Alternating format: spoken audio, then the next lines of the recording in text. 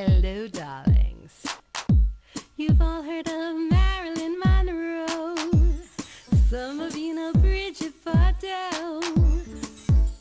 Well, now it's time for the Cognac Show. I said cognac, ooh, ooh. I said cognac, ooh, ooh, ooh. I'm your bubbly blonde, fabulously dressed to impress. One-of-a-kind girl. I was brought into this world wrapped up in pearls. I love to mingle, though my husband reminds me I'm not single. I meet and greet both the famous and the elite. I ride in limousines, drinking the finest champagne, wearing furs, dazzling diamond jewelry. A girl can't complain. I live the upscale life, dining in the finest restaurants, eating the best caviar for free. And no matter how much I enjoy myself. Hi, I'm Keith Collins, and you're watching Cognac's Corner. Back to Cognac's Corner. I'm here with actor, director Peter Welch, and he is the writer and director and actor of his movie tonight that we just saw, 3 Long Years. So welcome to the show, darling. Welcome. Thank you for having me. Oh, I love the film. It was outrageous, I must tell you. So complex. Such a compelling, complex story.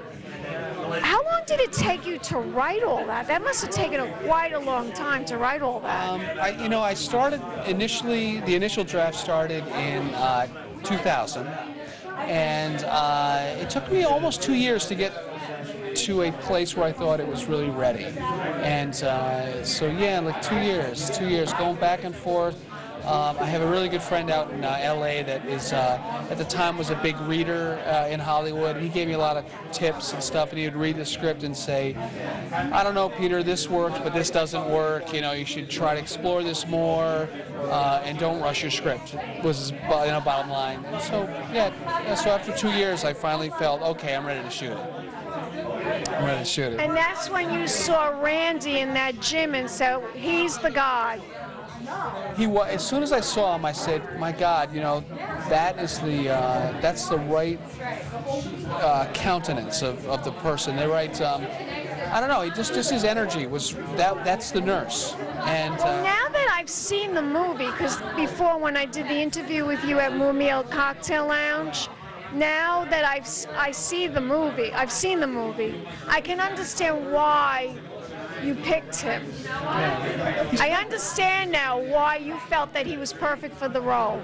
I can't think of anybody else that I know of, even famous people, that I thought would have done a better job. I mean, he was superb, really. He was very good in that part. We were talking at the bar just a few minutes ago, and a friend of mine, John Cran, who I'd like to bring on in a few minutes because we're in another movie together, he said, you know, Randy was both funny and yet cathartic at the same time, you know, and that's exactly what I wanted. I didn't see this film as an Adam Sandler comedy. Not that I don't like Adam Sandler comedies, you know, but it wasn't like a laugh every 20 seconds, you know, where boom, boom, boom, laugh, boom, boom, laugh. But the laughs were more subtle, and it really came out of the emotion and the need of the characters. That's really where I felt that the humor was, and that people would relate to that. That both the characters had tremendous need and tremendous longing, you know, and Randy just was able to do both in the same moment, to make you, you know, see the humor in that, but also to feel it on a gut level, emotionally, and not to play a gay stereotype, you know, at all. And he was not. He was an individual gay character who was a very cultured and curious person, but who lived in a community that was shut off. And so he's introduced. He runs into the character that I play, and suddenly everything, not just sexually aroused, but intellectually aroused, emotionally aroused, and that's what I felt that was what the movie was doing. It stimulated you sexually, intellectually. It wasn't just, you know, a funny, dark comedy movie. Right. There was a lot of artistic, intellectual things going on in the film. I felt that when I was watching it. Yeah. And it was also very artistic, the movie too. That I love the way you did the movie in black and white while you were in the hospital room, and then throughout the other parts of the movie, there's color in the film. Right. Why did you do that? You know what? I gotta, in all honesty, we initially shot everything color, and Randy is the one who suggested, why don't you shift the color scenes to black and white and see what you think? And I loved it. I loved the... He was 100% right. And it's funny because he kind of plays almost a Sherpa-esque kind of character in the movie. But, and I think the last time we interviewed, I said this before. I think he looks better in black and white. He looks fantastic. I mean, and but like I said, also outside of making the film, he's like that in real life. He's an incredible, insightful, deep person. You know, that he's great as the cowboy, but you know what? There's a so lot much more. I know. So much more. And the thing that I would love more than anything else, beyond the film getting mass distribution, is for, you know, people to see that. People see how much this guy really has. You know, and I think the last time we spoke, I think I'm most proud of. See, I know him from his happy-go-lucky type of personality that he has, which was prevalent in The Gentleman. I mean, that's basically how he acts in real life, like he did in The Gentleman. But this is like so more intricate.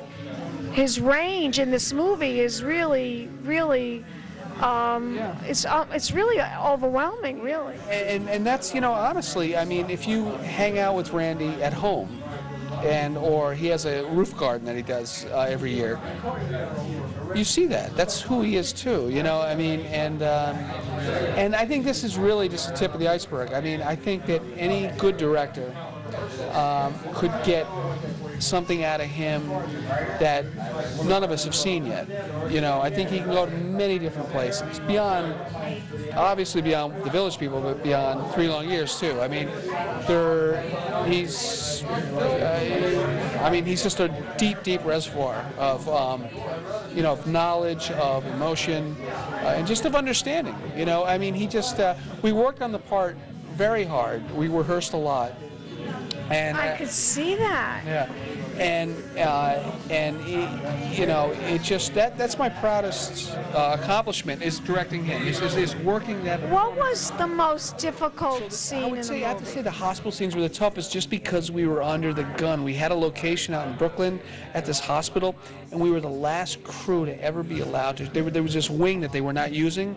The next week they were going to start using the wing again, and a lot, like Law and Order had shot there, and like all, you know, a lot of big films, like major productions had shot there. We were the last production that they gave it to us dirt cheap, and we had to finish by the Friday, because on Saturday the construction was coming in. They were tearing down walls, and they were, you know, just reconfiguring the floor plan, and that was it. I couldn't even pay them for another day, even if I wanted to. So that was the toughest, those sequences, 5 days. The dialogue that you had to memorize to do the movie. And just getting it all, just covering it all was very, very hard. So that was the most challenging, you know. And I think, I really think that I love a lot of, and I like a lot of the little vignette scenes. They're very funny, they're humorous. But I think, you know, on an emotional level. I was cracking up with the one scene where you were screaming at your ex-girlfriend in the movie. Are you working on any other projects right now? The next movie is that I'm starting to raise money for is called Patrick Manhattan. Is there a website now that they could go to again to find out more information about your films? 3 Long Years? 3 Long Years is 3longyears.com with the number 3. 3longyears.com. Patrick Manhattan does not have a website yet. I have another short film that I co-directed that we're starting to take to festivals called The Piles Project, which is very different. It's a documentary mixed with fiction. It's 30 minutes long right now. We might trim it down some. But there's a MySpace page. It's called myspace.com, The Piles Project. So Spell it. ThePilesProject. Yeah, so MySpace / The Piles Project. Pilots Project. Piles, like piles of stuff. Piles. Pilesproject.com. Okay. Well, thank you, darling, for taking the time out to talk to us. You're going to give me a kiss goodbye? I will. Keep watching. More celebrity interviews coming up, darlings. Big champagne kisses.